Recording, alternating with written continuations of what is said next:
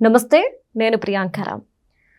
లోకేష్ గారు అంటే కూటమి ప్రభుత్వం అధికారంలోకి రావడానికి ఇచ్చిన హామీల్లో ప్రతి 7 జనవరికి జాబ్ క్యాలెండర్ అనేది రిలీజ్ చేస్తాము అని ఒకటి ఉంది.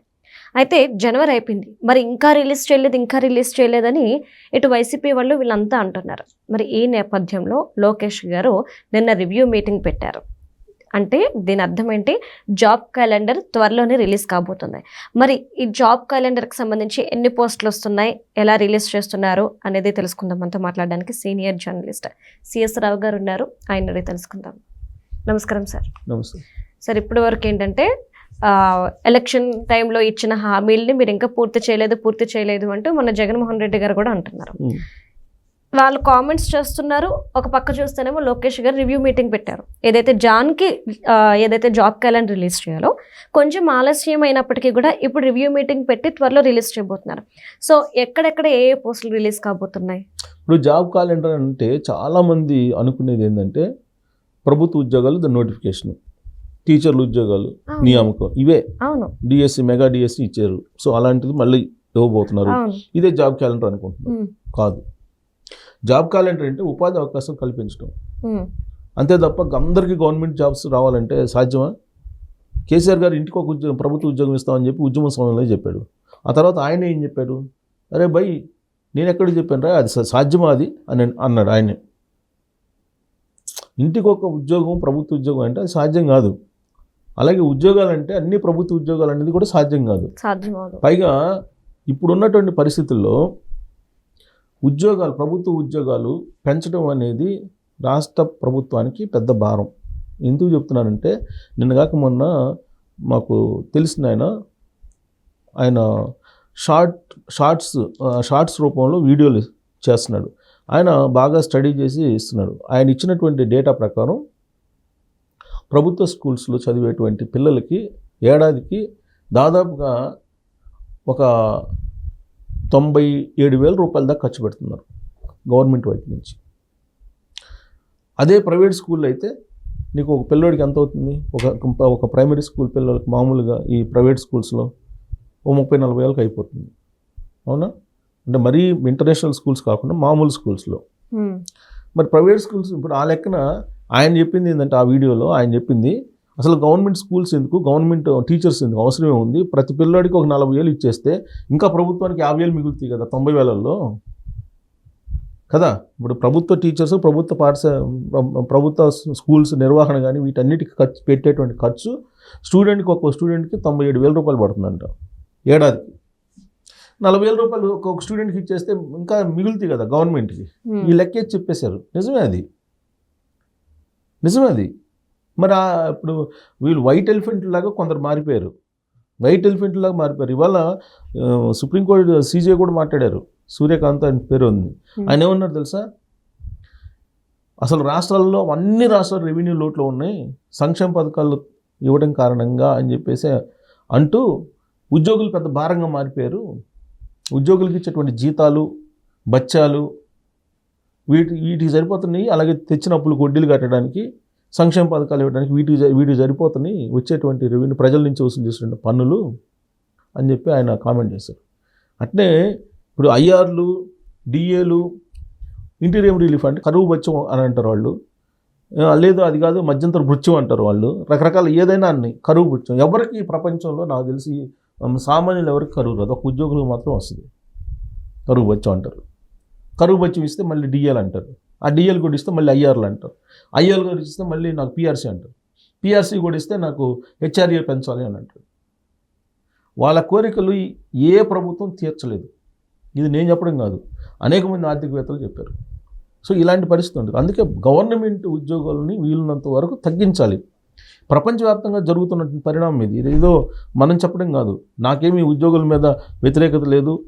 ఇప్పుడు మన దగ్గర డబ్బుంటే ఎంత రొట్టె ఉంటే ఎంత పిండి అంత రొట్టె వస్తుంది. అసలు నా దగ్గర పిండి లేకుండా రొట్టె కావాలంటే ఎక్కడి నుంచి వస్తుంది? లేదు సార్, అంటే గతంలో కూడా చాలా సందర్భాల్లో చూసినప్పుడు ఒక్కొక్కరు ఒక్కొక్కటి వెంటనే లేదు మా ఏజ్ లిమిట్ పెంచాలి, రిటైర్మెంట్ ఏజ్ లిమిట్ పెంచాలి, ఆ తర్వాత జీతాలు, తర్వాత మళ్ళీ పెంపులు, ఆశా వర్కర్లని, వాళ్ళని వీళ్ళని ఎప్పుడు 10,000 20,000 పెంచమని అడుగుతున్నారు. కానీ ఎక్కడి నుండి వస్తుంది ఈ సంపద, మళ్ళీ మన మీద అందరి మీద భారం పడుతుందని ఆలోచించాలి. ఇదే ఈ ఆలోచన చేస్తే సమాజం బాగుపడుతుంది. జాబ్ వచ్చేదాకా జాబ్ కావాలంటారు, జాబ్ ఇస్తారు, జాబ్ ఇచ్చిన తర్వాత నాకు జీతం పెంచాలి అంటారు, అదే కదా. జీతం కూడా పెంచిన తర్వాత నాకు హెచ్ఆర్ఏ పెంచాలని అంటారు, అవును. ఇంకా ఆ తర్వాత నాకు పని వేళలు తగ్గించాలంటాడు, ఆ తర్వాత నాకు రిటైర్మెంట్ ఏజ్ పెంచాలంటాడు. మరి ఇవన్నీ చాలా ఉన్నాయి. సరే అవన్నీ మనం వాటి జోలికి పోవాలి అంటే ప్రభుత్వ ఉద్యోగులు పెరగడం అనేది ప్రభుత్వానికి భారం, ప్రజలకు భారం. నిజమే.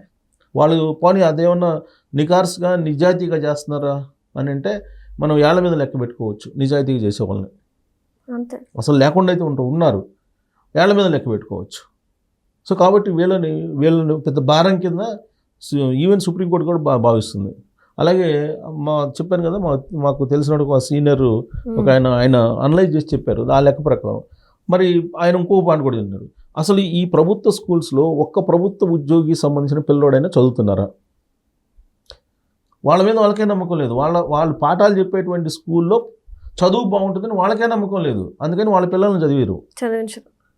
మరి ప్రభుత్వానికి ఈ ఉద్యోగాలు పెంచడం దేనికి, జాబ్ క్యాలెండర్ దేనికి, టీచర్ ఉద్యోగాలు ఇవ్వటం దేనికి, అంత జీతాలు ఇవ్వడం దేనికి, అంత జీతాలు ఇవ్వటం దేనికి ఒక్కొక్కరికి? ఇప్పుడు అదే పెద్ద చర్చ జరగాలి యాక్చువల్గా ఇక్కడ. ఇప్పుడు మా జాబ్ క్యాలెండర్ ఇస్తానంటున్నారు లోకేష్ గారు. జాబ్ క్యాలెండర్ అంటే ఏంటి? గవర్నమెంట్ ఉద్యోగాలు ఇవ్వటమా? కాదుగా, ఉపాధి అవకాశాలు కల్పించాలి. ఎన్ని జాబ్స్ ఇస్తారు మీరు గవర్నమెంట్ జాబ్స్? ఇవాళ గవర్నమెంట్ జాబ్స్ మీదే ఆధారపడి ఉన్నట్టయితే మరి ఇన్ని ప్రైవేట్ సెక్టర్లో జాబ్స్ ఉన్నాయా లేకపోతే గవర్నమెంట్ సెక్టర్లో జాబ్స్ ఎక్కువ ఉన్నాయా?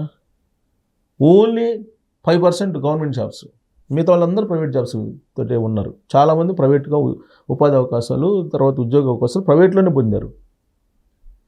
సో కాబట్టి జాబ్ క్యాలెండర్ అంటే ప్రైవేట్ కూడా. లోకేష్ గారు అదే చెప్తున్నారు. నేను రివ్యూ మీటింగ్ పెట్టారు. రివ్యూ మీటింగ్లో ఏం చెప్పారు? యువగల సందర్భంగా 20 లక్షల ఉద్యోగాలు నేను ఇస్తానని చెప్పాను. అంటే 20 లక్షల ఉద్యోగాలు ఎక్కడి నుంచి తీసుకొచ్చిస్తారని గవర్నమెంట్ కాదు, ప్రైవేట్లో. ఇప్పటికీ దాదాపుగా 20 లక్షల కోట్ల రూపాయలు విలువైనటువంటి ఒప్పందాలు జరిగాయి. ఆ 20 లక్షల కోట్ల రూపాయల ఒప్పందాల్లో ల్యాండ్ అయినటువంటి కంపెనీల కారణంగా ఆల్రెడీ 2.5 లక్షల ఉద్యోగాలు ఆల్రెడీ వచ్చేసాయి. 5 సంవత్సరాల్లో 20 లక్షల ఉద్యోగాలు ఆయన ప్రామిస్ చేసింది. సో ఆల్రెడీ ఇప్పుడు ల్యాండ్ అయినాయి. ఈ ఒప్పందాలు కుదుర్చుకున్నారు కదా, ఈ ఒప్పందాలు కుదుర్చుకున్నటువంటి 20 లక్షల కోట్ల రూపాయలు విలువైనటువంటి వాటిల్లో సుమారుగా 8 లక్షల కోట్ల రూపాయలు విలువైనటువంటి కంపెనీలు ల్యాండ్ అయినాయి. ఆ కారణంగా వచ్చినాయి 2.5 లక్షల ఉద్యోగాలు సుమారుగా అని చెప్పి చెప్తున్నారు. ఇది ఒక రకంగా ఉద్యోగాల సృష్టి కదా, సంపద సృష్టి కదా.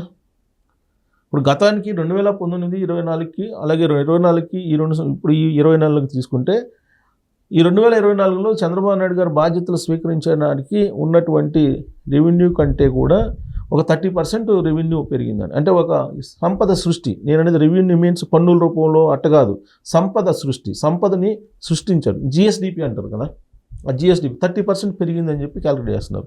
నిజంగానే 30% పెరిగి ఉంటుంది. ఎందుకనంటే ఇప్పుడు అమరావతిలో ఉందనుకోండి, సపోజ్ అమరావతి కాదు ఆంధ్రప్రదేశ్ వ్యాప్తంగా కూడా చంద్రబాబు నాయుడు గారు బాధ్యతలు స్వీకరించే నాటికి గజం స్థలం వచ్చేసి ఒక 10,000 ఉందనుకోండి సుమారుగా, అనుకుందాం ఒక చోట.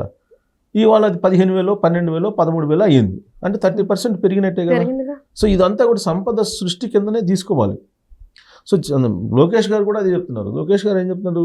ఉద్యోగాలు కల్పన అన్నారు. ఉద్యోగాలు కల్పన అంటే ప్రైవేట్ ఉద్యోగాలు. ఇప్పుడు ఆర్టిఫిషియల్ ఇంటెలిజెన్స్ వస్తుంది. ఆర్టిఫిషియల్ ఇంటెలిజెన్స్ కారణంగా అనేక ఉద్యోగాలు పోతాయని చెప్తున్నారు. అందుకే ఆయన లోకేష్ గారు ఏం చేస్తున్నారు? ప్రపంచవ్యాప్తంగా ఆయనకు తెలుసు కాబట్టి, స్టాన్ఫోర్డ్ యూనివర్సిటీలో చదివారు కాబట్టి, పైగా ప్రపంచ బ్యాంకులో ఉద్యోగం చేశారు కాబట్టి ఆయనకు తెలుసు రాబోయేటువంటి పరిణామాలు ఏంటండి. అందుకే ప్రతి ఇంట్లో ఒక ఏఐకి సంబంధించినటువంటి ఎక్స్పర్ట్ ఉండాలి అని అంటున్నారు. ఇప్పుడు ఆల్రెడీ స్కిల్ ఆడిట్ చేశారు కదా, స్కిల్ ఆడిట్ చేసి మొత్తానికి ఎవరెవరి స్కిల్ ఎంత అనేది ఆయన ఐడెంటిఫై చేశారు.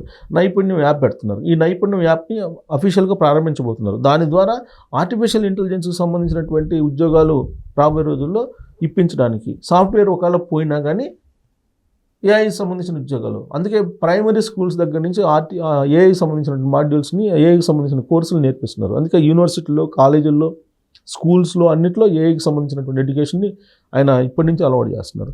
సో ఇది రాబోయేటువంటి రోజుల్లో మీకు ఆయన చెప్పినటువంటి విధంగా యువకాలంలో 20 లక్షల ఉద్యోగాలు వస్తాయా రావా అనేది 2029లో అడగాలి. రైట్. సో ఆ ఎక్సర్సైజ్ లోకేష్ గారు చేస్తున్నారు. Right. Thank you so much sir.